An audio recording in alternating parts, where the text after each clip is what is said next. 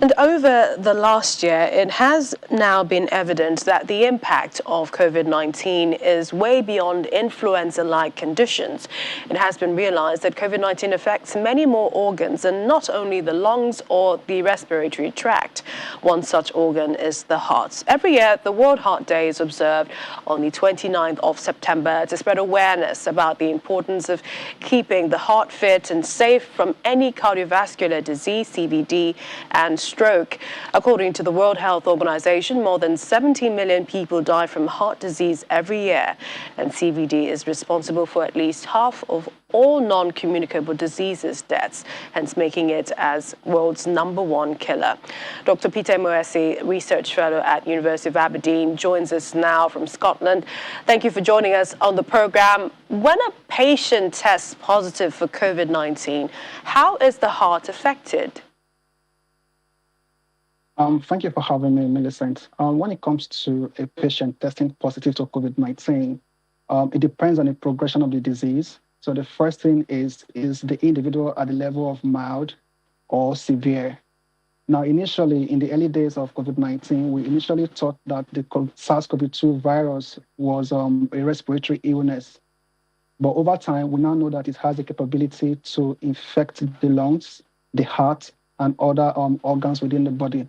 So the way it works is when an individual is positive to COVID-19, you have a lot of damages within your lung cells.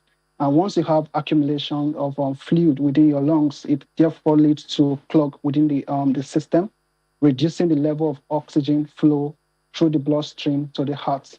And that leads to excess pressure within the heart muscles to produce more blood in the circulation. That is one.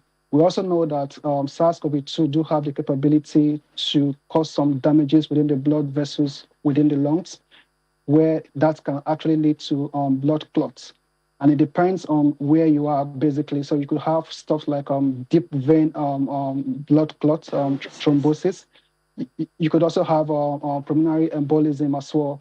So these sort of peculiar situations, when it comes to severity and critical cases, can actually impact the functionality of the heart overall, and that can also actually lead to fatality of that particular individual. It's really interesting how the degree of this can vary from person to person. We also hear that after recovery, many patients have reportedly rushed back to hospitals. They complained about reduced heart functions, heart attacks, and strokes. Some have even complained of varied heart rates, breathing issues, chest pain. I mean, what are some of the things that perhaps one can do, having recovered from COVID-19, to keep the heart fit and healthy? So when it comes to the heart, it really depends on a number of issues. So if you have a very well-functioning heart, then that is really a good thing for that individual. So first, you need to understand if you are fit when it comes to your heart status. At the same time, when it comes to how to avoid such heart-related issues to COVID-19, well, the first recommendation is for you to get the vaccine, because we do know that the vaccines do have the capability to limit severity, hospitalization, and death. And these are the sort of issues that you could have when you are exposed to SARS-CoV-2 virus. So the first thing is go for the vaccine, and you are protected from such complications such as long COVID.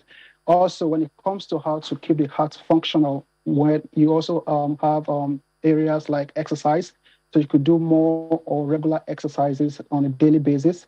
Then also, I think I will also advise for people to take more fluid on regular basis as well. Then also do check with your cardiology to ensure that your heart is in the right status. And based on that, you can be rest assured that your functional system is well in place at all times. Finally, how common is heart injury? And this is across the spectrum of the SARS-CoV-2, from asymptomatic cases to critical disease.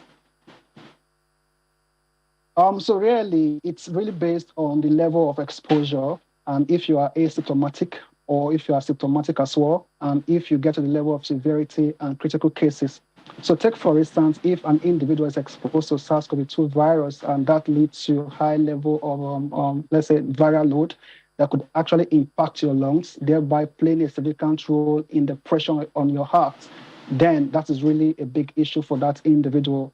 So when it comes to the SARS-CoV-2 virus and the infection of this particular individual, you need to put into context if the case is severity, if the individual is asymptomatic, and if the individual do have other comorbidities as well.